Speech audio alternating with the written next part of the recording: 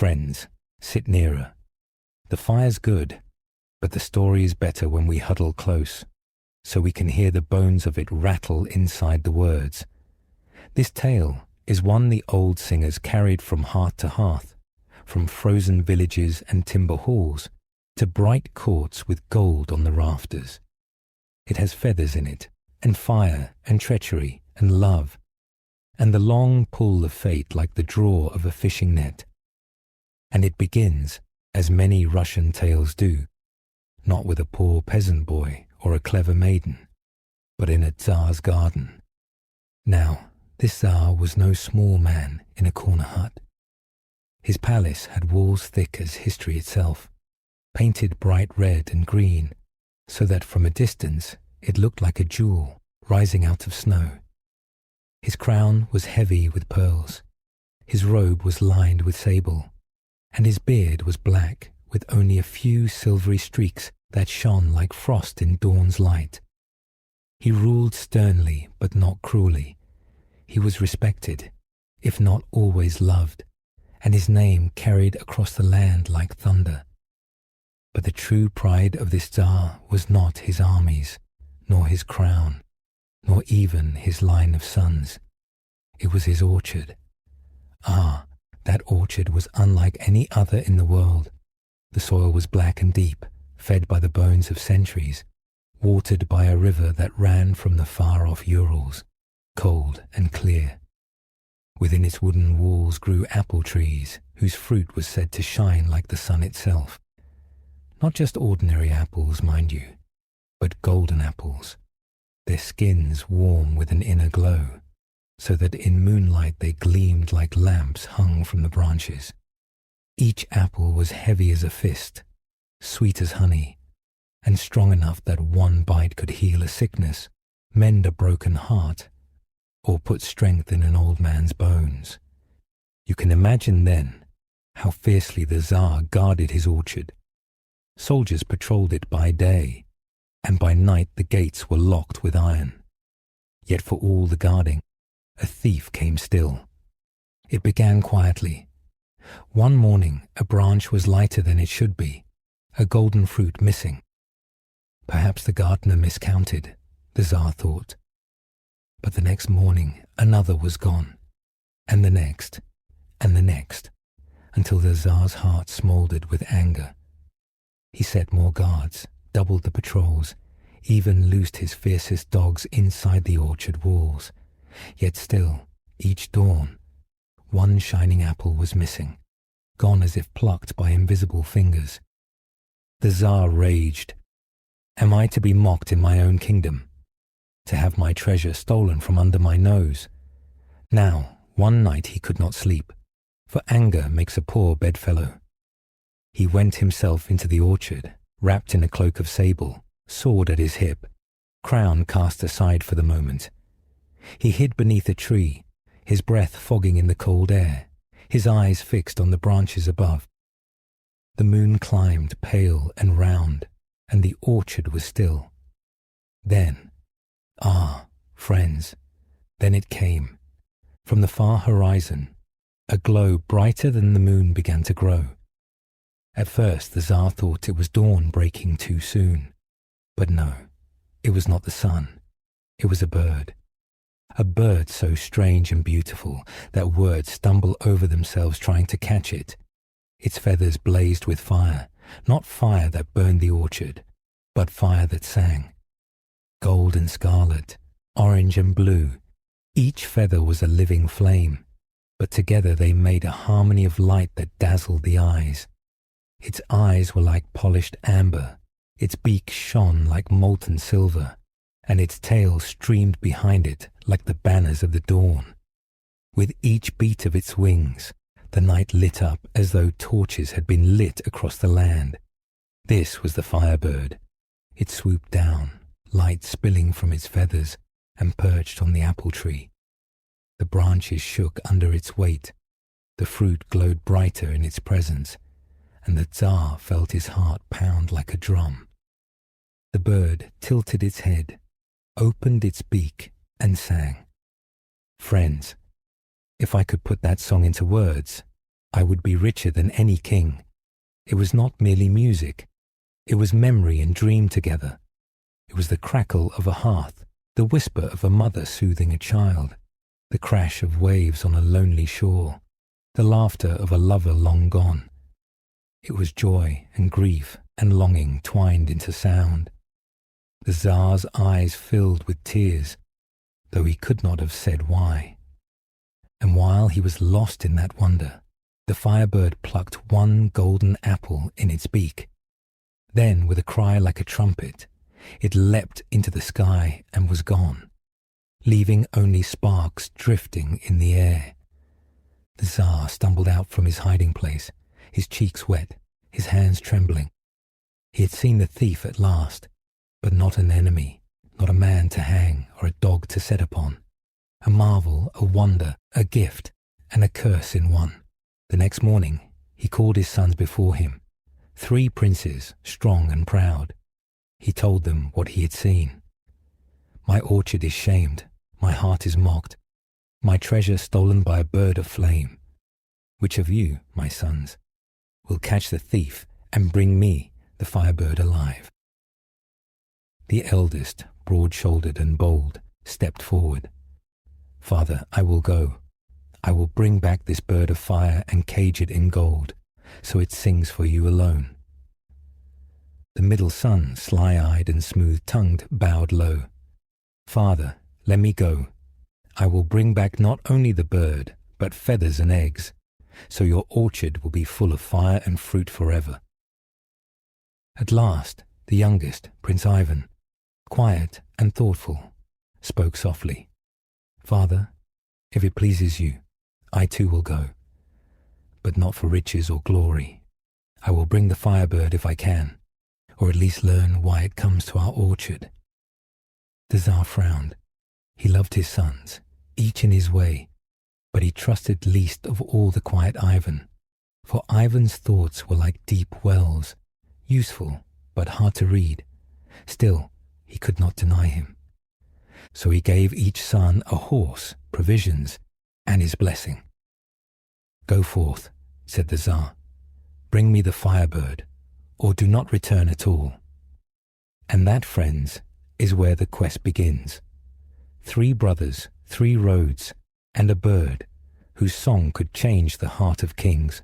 Now, friends, you remember the orchard, the Firebird's song, and the Tsar's 3 sons standing before their father like candles of different heights, each throwing a different kind of light. Let me tell you a little more about those 3, for the way of brothers is the way of stories. Without their differences, the tale would fall flat. The eldest was Prince Dmitri, broad in the chest, loud in the laugh, and quick with a boast. He was the sort of man who made an entrance before he entered, because his voice came first. His horse was tall and black, hooves striking sparks from the stones, and Dmitri sat it as if he were already a conqueror returning in triumph. He was brave, yes, but his bravery had pride stitched into the seams. The middle son was Prince Vasily, narrower of face, sharper of tongue, eyes always weighing, measuring, calculating. He was not unkind, but his kindness was measured in coin and usefulness. He spoke sweetly when it suited him, and sour when it did not. His horse was chestnut, sleek and nervous, as quick to shy as its master was quick to change his story. And then there was Ivan. Ah, Ivan, youngest, and so often overlooked. He had no great roar of laughter, no cutting wit. He listened more than he spoke. His strength was not in his arms, but in the steadiness of his gaze. He had the sort of face that people forgot when he was gone, but remembered with warmth when he was near. His horse was a plain bay, sturdy and patient, the kind of beast that would carry you far if you were gentle with it. The Tsar gave them his blessing, though his voice wavered as he spoke the old words. He looked long at Ivan, and if he had said aloud the thought that sat like a stone in his chest, it would have been this: Perhaps the Firebird will swallow you whole, my quiet son, and I will not see your eyes again. But a Tsar does not speak such fears. He only sends his sons out and waits. The three rode from the palace gates, each by a different road. The people gathered to see them off, scattering grain for luck, crossing themselves, whispering blessings. Children shouted, "Bring back the Firebird. Bring us feathers for our caps." The women looked at Ivan and thought, "Poor lad, he will not last a week." But he smiled at them as he passed, and that smile stayed in their hearts. Now Dmitri, the eldest, rode with a company of young men, for he thought numbers brought victory. They sang and drank, and their laughter echoed across the fields. But the road grew rough, the forest thick, the rivers cold. One by one, his companions turned back, muttering about sore feet and empty bellies. Dmitri cursed them as cowards, but he was less merry when he rode alone. Vasily, the middle brother, rode with coin in his purse and cunning in his head. At every village he came to, he asked the people for news of the Firebird. If they said they had seen a feather, he bought it. If they said they had not, he moved on, muttering. He thought he could outwit the world with silver. But silver grows thin on the road, and soon he was bartering more than he wished to part with. His chestnut horse grew lean, his cloak threadbare. Still, he pressed on. Ivan, meanwhile, took the smallest road, the one that wandered like a stream rather than striking like an arrow. He stopped in villages, yes, but not to demand news or to throw coin. He listened. He helped mend a cart. He shared bread with shepherds. He sat by fires and let old women talk until their stories curved toward the Firebird without his asking. And what he learned was not always direct, but it was deep. One told him, "The Firebird is a blessing. Its feather lights a dark room without burning. If you bring it home, your nights will never know shadow." Another told him, "The Firebird is a curse.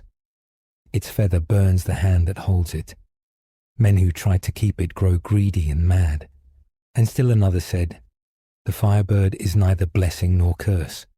It is itself. We are the ones who turn it into fortune or folly." Ivan carried these words with him, not as burdens but as tools, the way you carry flint and steel. One day you may need the spark. The road stretched on.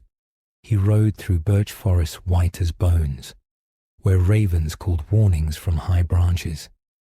He crossed plains so wide the sky seemed to swallow the earth, where the grass bowed in waves like the sea.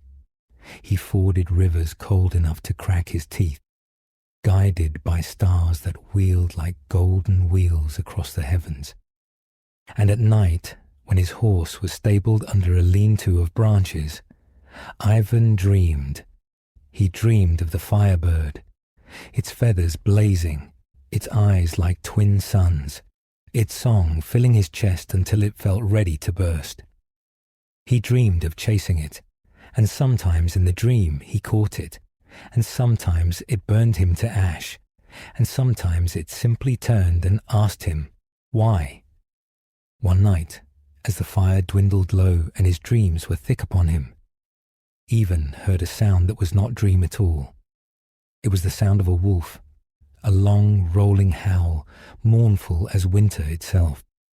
His horse shivered, its ears flicking back. Ivan rose, hand on the hilt of his sword, though he had never once drawn it in anger. And that, my friends, is the edge of another meeting. But before we go there, pause and breathe, for this is how stories unfold, not all at once, like spilling grain, but handful by handful, so you taste each kernel. Now, my friends, the tale carries us out of the Tsar's orchard and away from the safety of the palace walls, into the wide open world, the steppe, the endless land where a rider can travel for days and see no end to the sky. Ivan, you remember, was not in haste. He rode steadily, letting the hooves of his plain bay horse set the rhythm. The horse was no marvel of beauty, no stallion from the royal stables with silver harness and plaited mane, but it was strong, patient, and true, the kind of beast that will carry you farther than pride or pomp ever can. He cared for it with his own hands, brushing the dust from its coat, picking stones from its hooves, whispering to it in the soft hours before dawn. A horse, after all, is not only a servant, but a companion, and even knew the truth of it. The road is lighter when two hearts carry it together. Now the Russian steppe, friends, if you've not seen it, imagine this: a sea without water, grass rolling like waves, bending under the breath of the wind, skylarks rising and falling, their songs trembling high above. The horizon so far that the sun itself seems to struggle to climb it. By day it is golden, endless, humming with insects and life. By night it is silver, vast, pricked with stars so sharp, you feel they could cut your hand if you reached too high. Ivan rode through this sea of grass. Sometimes he passed a lone hut, smoke curling bravely into the sky. Sometimes a cluster of yurts, children chasing dogs, women tending fires. And always, when he paused, he listened. He listened for the story of the Firebird.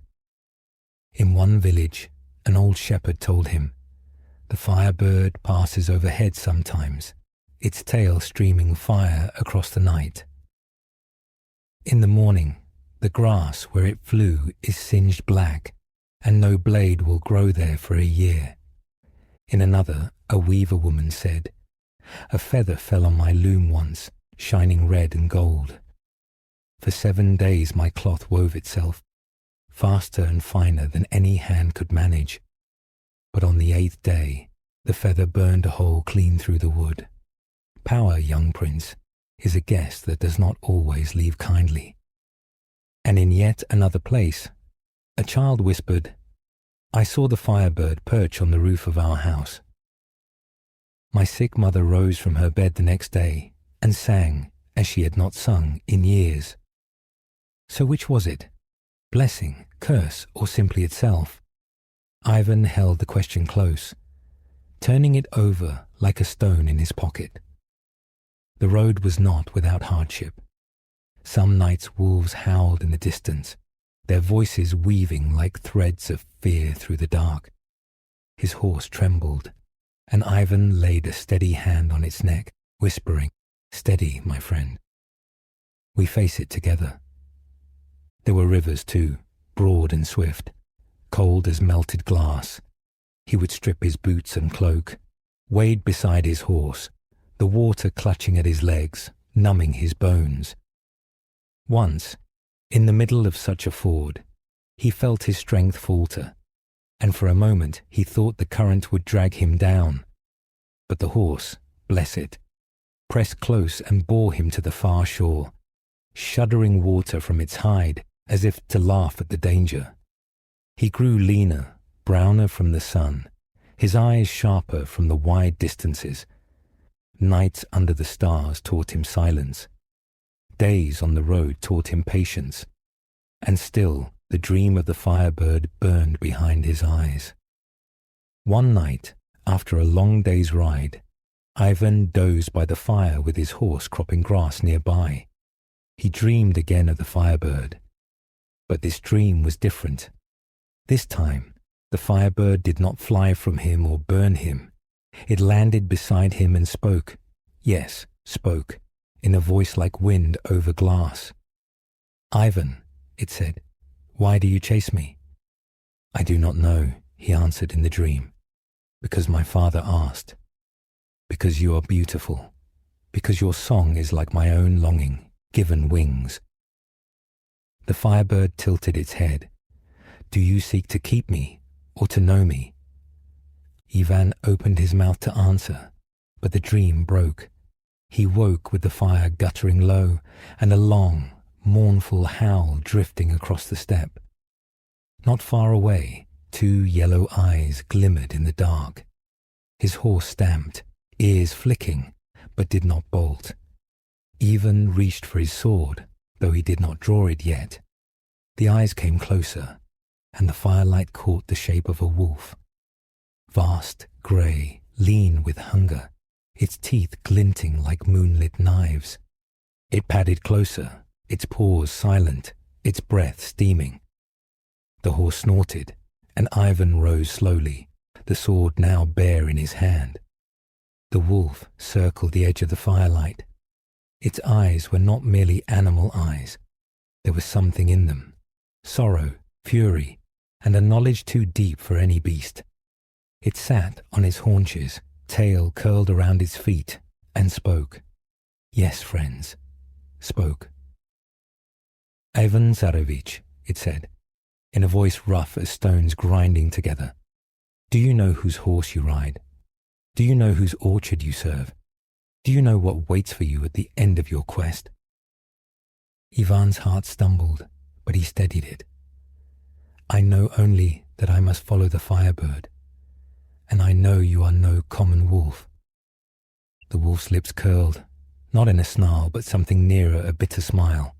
No, not common. Cursed, some say. Bound, others say.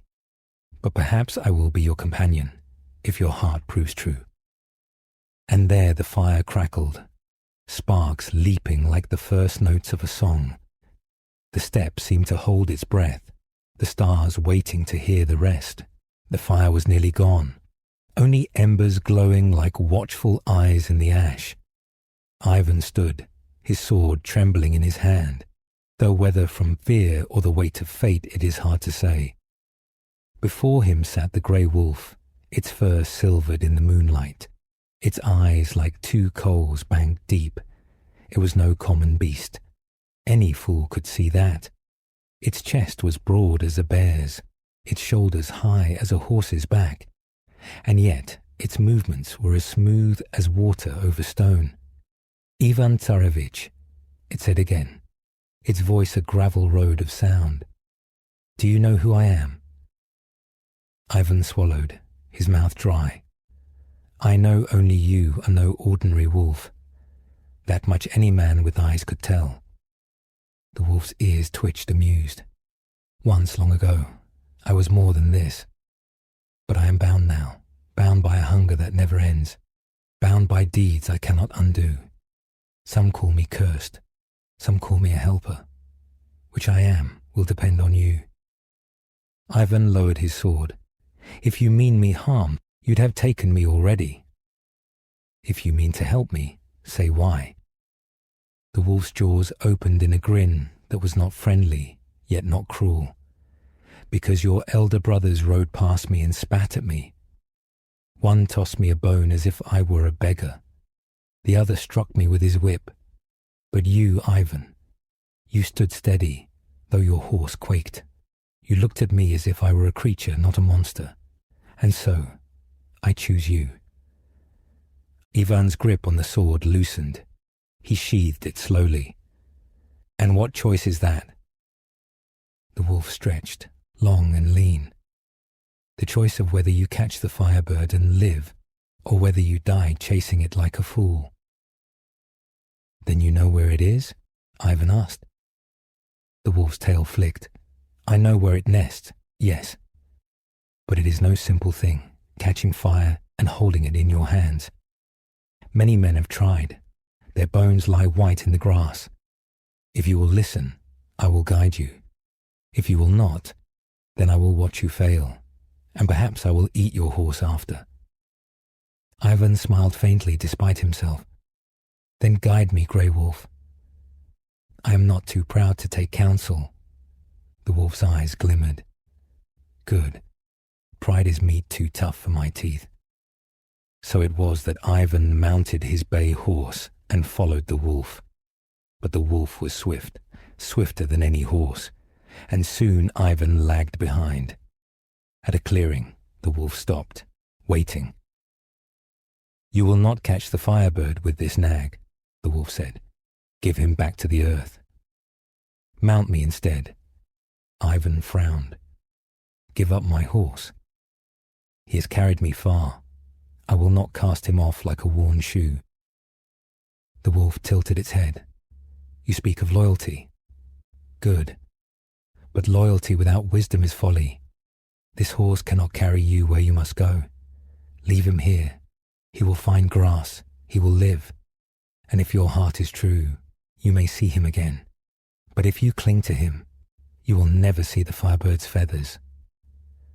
Ivan stroked his horse's neck, sorrow heavy in his chest. Forgive me, friend, he whispered. Wait for me if you can. He slipped the bridle free and let the horse wander into the grass. The wolf crouched. Climb on my back. Ivan did so, and though the wolf's fur was rough under his hands, its body was strong as iron, swift as storm wind. The moment it leapt forward, the land blurred. Trees flew past like arrows. Rivers uncoiled beneath them. The sky itself seemed to race with them. Ivan clung tight, laughing despite his fear. And as they sped, the wolf spoke. Tell me, Ivan Tsarevich, what do you seek in the Firebird? Do you wish to cage it, to win glory, to please your father, to keep its song for yourself? Ivan pressed his face to the wolf's fur to keep from losing his breath. I do not know. Perhaps all of these, perhaps none. My father commanded, and I obey, but also, I dream of it. I dream of its song, and the dream will not leave me. The wolf's voice rolled back over the wind. Dreams are dangerous guides, but sometimes they are true. Hold fast to yours, but not too tightly, else it will cut your hands. They raced through the night, and when Ivan's eyes grew heavy, the wolf spoke riddles to keep him awake. Tell me, Ivan Tsarevich, what burns without fire, sings without tongue, and dies if caged? Ivan thought long. A dream, he said at last. The wolf laughed, a sound like stones tumbling. Good. You are not a fool. Another time the wolf asked, what is the weight of loyalty? Ivan frowned, as heavy as a heart can bear. But also, it is the only thing light enough to carry you across the years. Ha! Barked the wolf. You speak well for a prince. We shall see if you live up to your words. So they journeyed, man and wolf together, bound by riddles and by need. Ivan's fear faded, replaced by a strange trust. The wolf was not tame, no.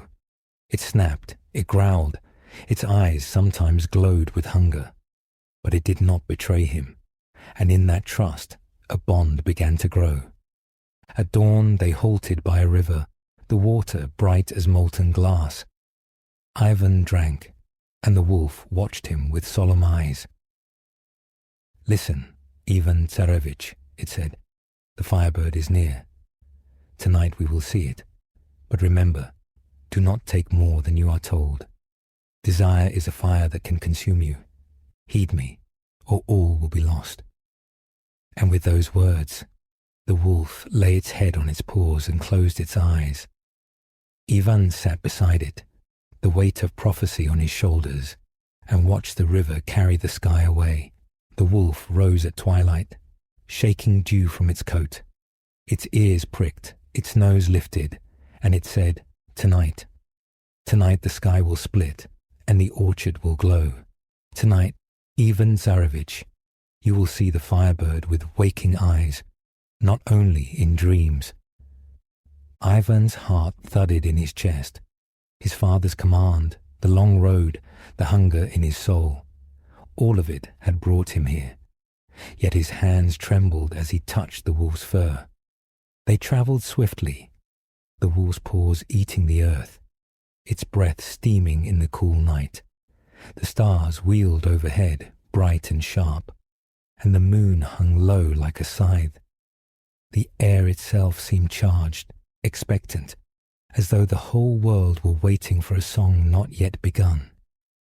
At last they came to a great orchard, Not the Tsar's, no, but a walled garden vaster still, belonging to a king in a neighbouring realm.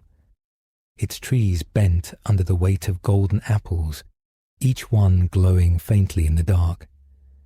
Guards patrolled the walls, torches in their hands, their armour clinking softly. The wolf crouched in the shadows. There, Ivan Tsarevich. The Firebird comes to these trees, as it came to your fathers. You must take it, but beware. Take only what I tell you. If you overreach, your hand will burn, and worse will follow. Ivan nodded, though desire burned in him stronger than he wished to admit, for he could already feel the song of the Firebird in the air, faint but rising. The wolf lay flat, and Ivan climbed down. "Hide here," the wolf said. "I will bring you near the tree. But it must be your hands that act." So Ivan crept into the orchard, his breath shallow, his heart hammering. He crouched beneath a tree, its branches heavy with golden fruit, and waited. At first there was only silence, broken by the clink of a guard step. Then a light, faint trembling far off. Ivan's head snapped up. The light grew brighter, spilling over the orchard wall, until the guards themselves looked up in wonder, shielding their eyes. And then it came. The Firebird. Friends, I told you of it before, but words fail twice as surely as once. It was flame in the shape of a bird, and yet more than flame. Its feathers shimmered gold, red, and sapphire. Its wings trailed fire that did not burn, but lit the orchard as though the sun had risen in midnight. Its eyes, its eyes were wells of molten amber filled with knowing. And its voice, it sang as it flew, each note a thread that stitched joy and sorrow together into a cloth so vast, Ivan thought it might wrap the world itself. The guards forgot their duty. They stood entranced, their spears slack in their hands. Even the apple trees seemed to bow as the Firebird alighted on a branch.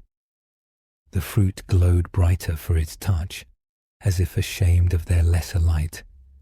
Ivan, trembling, reached out.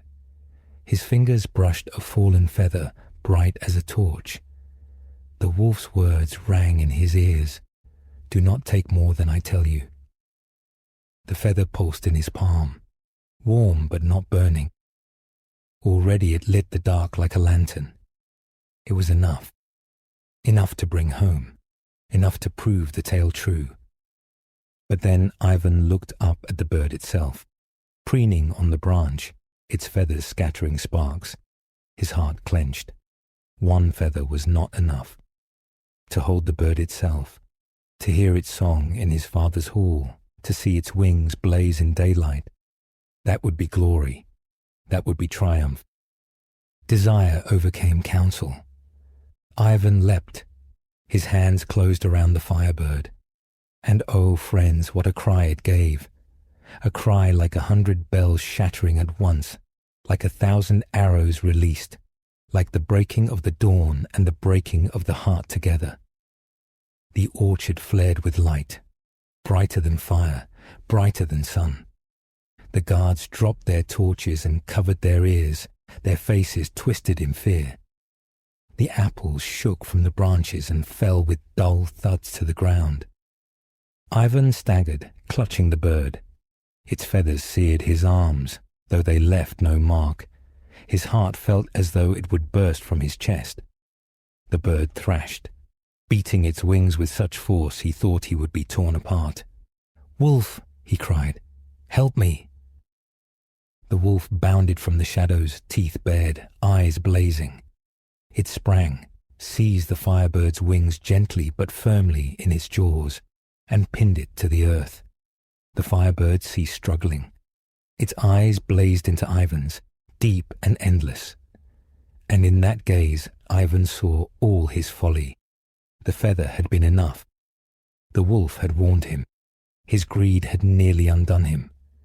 The Firebird spoke, not in words, but in a song that filled his mind. You may carry me, Ivan Tsarevich, but not as master, as burden, as test. What burns bright can blind, what is caged can curse. Remember. Ivan bowed his head. Forgive me, he whispered. I was a fool. The Firebird shook its wings, scattering sparks. Then it stilled, allowing itself to be carried. The wolf released it, turning to Ivan with eyes like storms. I warned you. Already the curse begins. Do you think kings will thank you for stealing their marvel? Number. They will hunger for it, and their hunger will turn upon you. But still, I will not abandon you. Not yet. Ivan nodded. Shame and wonder mingled in his heart. He cradled the Firebird, its heat seeping into his bones, its light casting long shadows. And as they fled the orchard, the guards roused, shouting, spears flashing. But the wolf was swift, swifter than any man, and it carried Ivan and his blazing burden into the night. Behind them, the orchard burned, not with flame, but with light, as though the Firebird's song had left the world unable to forget. The wolf did not slow until dawn painted the sky in pale ribbons of blue and rose. Ivan clung to its back, the Firebird cradled against his chest, its heat pulsing like a hidden sun. At last, by a silver lake fringed with willows, the wolf halted. It lowered itself so Ivan could slide off, his legs trembling. Here, the wolf said, here your path bends again. The Firebird was not the end, Ivan Tsarevich, only the beginning. Do you feel it? The weight you carry now will draw the eyes of kings and enemies alike. To bear fire is to call darkness near. Ivan knelt by the lake, letting the Firebird's glow ripple across the water. He was weary, ashamed of his rash grasp, but also awed. The bird sat calmly now, its feathers dimmed to a steady glow, like coals banked in a hearth. Then what must I do? Ivan asked. The wolf's ears twitched. Your road leads not only to feathers and flames, but to a heart. A princess waits beyond the dark forest, bound not by chains, but by promises she did not make. If you would complete your quest, you must win her as well. But take care, Ivan. She is no jewel to be plucked, no apple to be stolen. She has her own tale, and if you do not listen, you will lose her before you know you have found her. Ivan frowned, puzzled, but nodded. He trusted the wolf's words now, though they were often riddled. They travelled again through a forest thick with ancient pines, their needles whispering secrets to the wind. The air smelled of resin and earth, and the silence was so deep it seemed to drink their footsteps. By night, the Firebird's glow lit their path. By day, shafts of sun pierced the canopy like golden spears. At last, the trees opened to a meadow where a tent of silk stood, gleaming in the sun. Around it, flowers grew in wild profusion, roses, lilies, irises, though the season was not right for any of them. The air shimmered with perfume. And there, seated on a carved stool at the tent's door, was a maiden. Her hair fell like a river of night, her skin was pale as moonlight, and her eyes, her eyes were deep green, flecked with gold, like moss lit by dawn. She wore a gown of white and silver, embroidered with stars, and her hands rested in her lap, calm, composed, waiting. Ivan stopped, struck dumb. The Firebird stirred in his arms, as if acknowledging her with a soft flare of light. The maiden looked up. Welcome, travellers. I am Elena the Beautiful. Her voice was soft, but it carried, clear as water over stone. Ivan bowed clumsily. I am Ivan Tsarevich. This is my companion, the grey wolf, and this is the Firebird.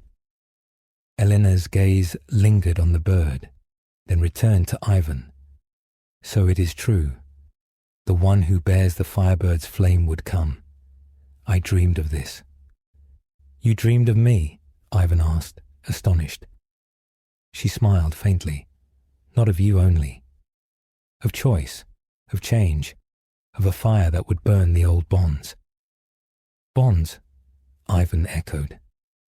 Elena's smile faded. She gestured to the silk tent. I am here not by chains, but by a promise my father made to a neighboring king. A promise that I would wed him when he called. That king is old, cruel, and greedy. He has long desired me, not for love, but for what I am said to bring, fortune, beauty, heirs strong as oak. I have waited here, like a prize on a shelf, until he should send for me. But the dreams told me someone would come, bearing fire. And now you are here. Ivan's heart twisted. He saw not just beauty before him, but sorrow, strength, and patience long worn. He said, Then come away with me. Leave this place. I will not see you given to a man you do not choose. But Elena shook her head gently. It is not so simple. Promises bind stronger than ropes. If I leave, my father's honor will be broken, my people shamed. I cannot be the cause of war between kingdoms. No, I must walk carefully. The wolf's eyes gleamed. She speaks truth. Bonds of word are stronger than iron in these lands. But there are ways. Listen to her tale, Ivan Tsarevich. Do not rush as you rushed with the Firebird. Let her speak. So Ivan sat with Elena by the tent, while the Firebird perched quietly between them, glowing like a lantern at twilight. And Elena told her story. She spoke of her childhood in a palace of white stone, of gardens where swans glided, of tutors and priests, and the endless duties of a princess.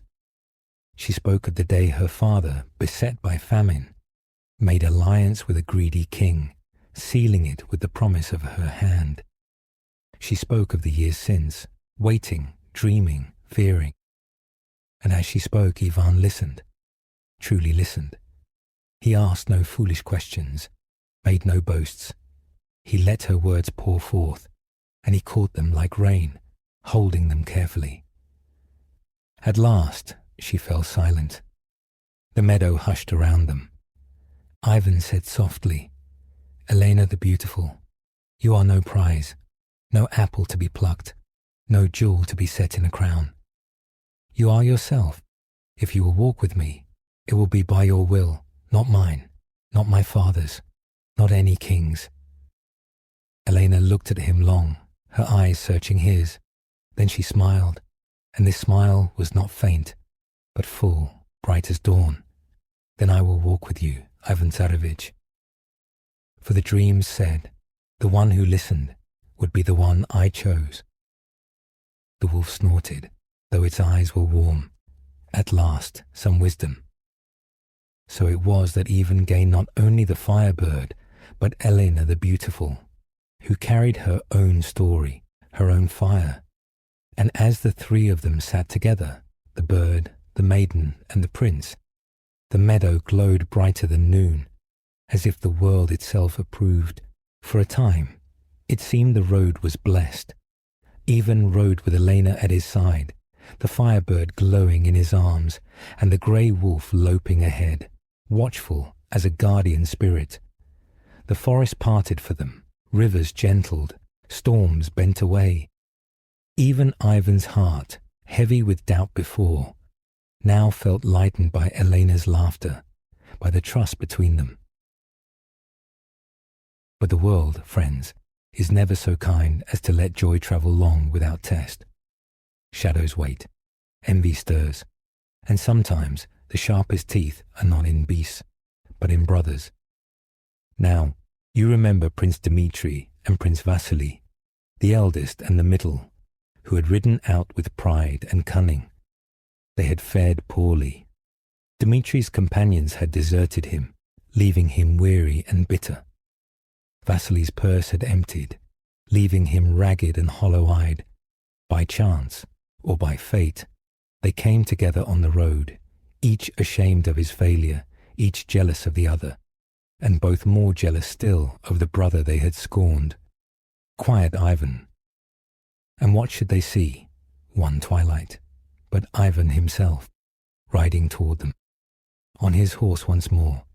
Ah, for the faithful bay had indeed found its way back, and by his side, Elena the beautiful, her gown shining in the dusk, her hair streaming like a dark banner, and in his arms the Firebird, its glow unmistakable, spilling gold across the path. The elder brothers' hearts twisted, Dmitri's with envy, Vasili's with greed. Look, muttered Dmitri, his hand tight on his sword hilt. The fool has outshone us both. Look, hissed Vasili, his eyes on the Firebird. That feather alone would buy a kingdom, and he carries the whole bird, and a princess besides. Father will give him everything. We shall be nothing. Their shame burned hotter than fire. And shame, friends, is a cruel seed. It sprouts thorns, not flowers. They hailed him with smiles. Brother, cried Dmitri, how fortune has favoured you. Brother, echoed Vasili, come, share your tale with us. We would walk the road together, as family should. Ivan, open-hearted, thought no ill of them. He told them of the wolf, of the orchard, of the Firebird's capture, of Elena's tent in the meadow. His voice was full of wonder, and his eyes shone with the innocence of trust. The brothers nodded, praised him, embraced him. And as they rode together, a plan coiled between them, silent as a snake. That night, they made camp by a riverbank. Ivan lay down beside Elena, the Firebird's light bathing them in a golden glow. The wolf had gone ahead, scouting the path, leaving them unguarded, and in that moment of absence, envy struck. Dmitri and Vasili rose. They drew their swords, and while Ivan slept, dreaming of peace, they fell upon him. Elena cried out, but they silenced her with threats. Ivan, startled awake, reached for his blade, but too late. The flat of Dmitri's sword struck his temple, and darkness took him. When he woke, he was lying on the ground, his head aching, his hands bound. The Firebird was gone. Elena was gone. His brothers stood over him, their eyes hard. Fool, said Dmitri, did you think you alone deserved glory? Did you think Father would raise you above us? Number. The Firebird is ours now. The princess is ours. You will lie here and rot, and no one will sing of you. They struck him again, and again darkness fell. When Ivan next opened his eyes, dawn was breaking. He was alone. Alone but for the river flowing beside him, and the emptiness where once the Firebird had burned. His brothers had taken all, bird, princess, hope. He lay weak, despair clawing at him. But then a shadow fell across him. A familiar shadow. A great shape, fur silvered, eyes burning. The grey wolf had returned. It sniffed him, growled low and said, I warned you. Desire draws envy. You trusted too easily, but you are not dead, Ivan Tsarevich, and while you live, the tale is not done. Tears stung Ivan's eyes. They have taken everything. Elena, the Firebird, my honor. The wolf's teeth flashed. Not everything.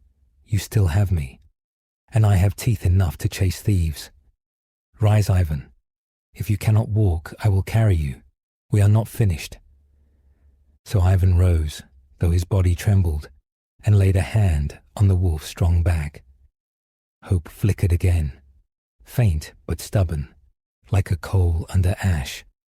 And together they set out once more, this time not chasing dreams of fire, but seeking justice against betrayal. The wolf carried Ivan for 3 days and nights, tireless as storm wind, its paws drumming the earth, Ivan did not speak much. His heart was heavy, his body bruised, but his spirit burned with a new fire, not the bright hunger of desire, but the steady flame of justice. At last, from a hilltop, they looked down upon the Tsar's palace. Its onion domes glittered in the sun, banners snapping in the breeze. At the gates stood a great crowd. Peasants and nobles alike gathered to see the triumphant return of princes. And there they came, Dmitri and Vasily, riding tall, their cloaks fine once more, their faces proud. Before them was carried a great golden cage, within which the Firebird sat, glowing like a captive sun. Beside them walked Elena, pale and silent, her hands folded, her eyes downcast. The crowd roared with wonder. Glory to the princes, glory to the sons of the Tsar. But the Firebird did not sing. It sat still, its feathers dimmed, its eyes like embers cooling. Caged, it was only half itself. The Tsar came forth, his crown gleaming, his beard bristling with pride. He embraced Dmitri, he embraced Vasily. He wept at the sight of the Firebird. My sons, my glory, you have brought me wonders beyond dreams. All my kingdom shall rejoice. But Elena raised her head, and her gaze swept the crowd. She did not smile. She did not bow. Her eyes searched, until at last they found Ivan, standing at the edge of the throng, the wolf at his side. She saw him, bruised, weary, but alive. And in that moment, her silence broke.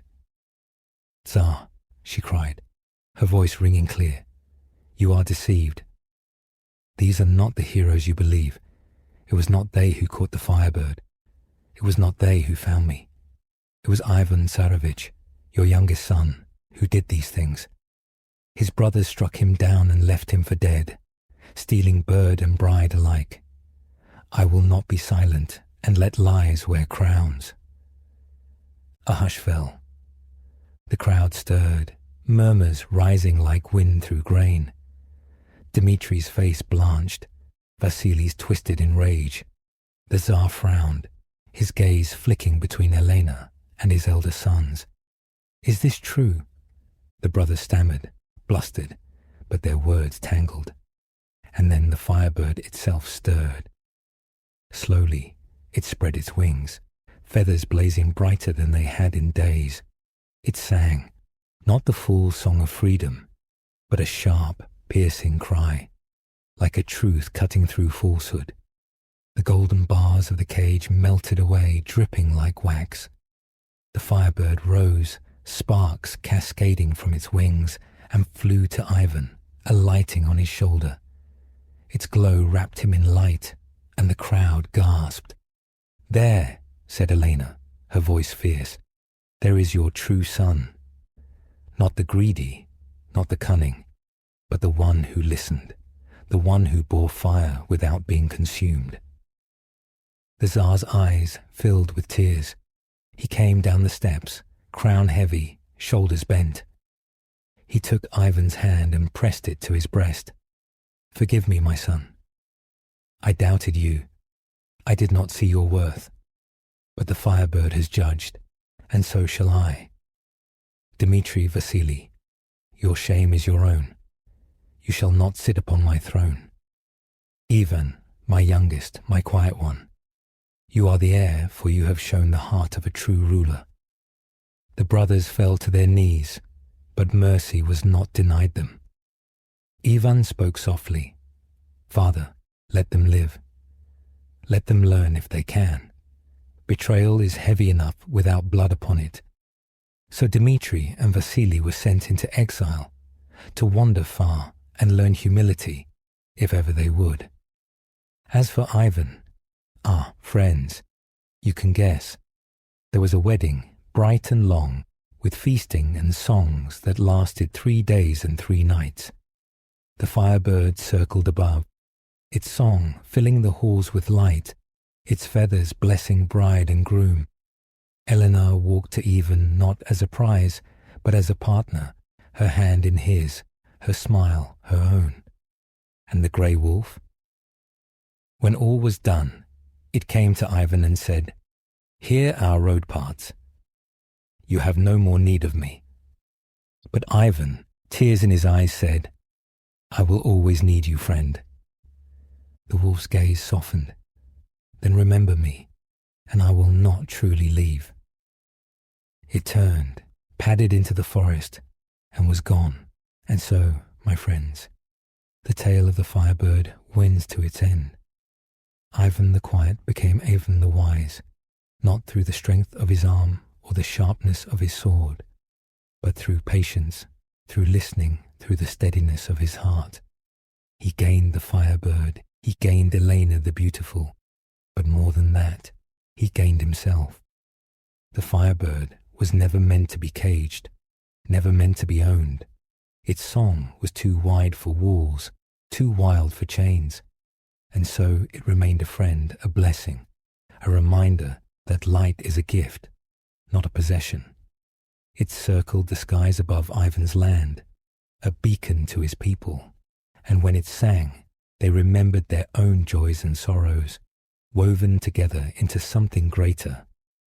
Elena, too, was no jewel locked in a chest, but a partner who walked beside Ivan.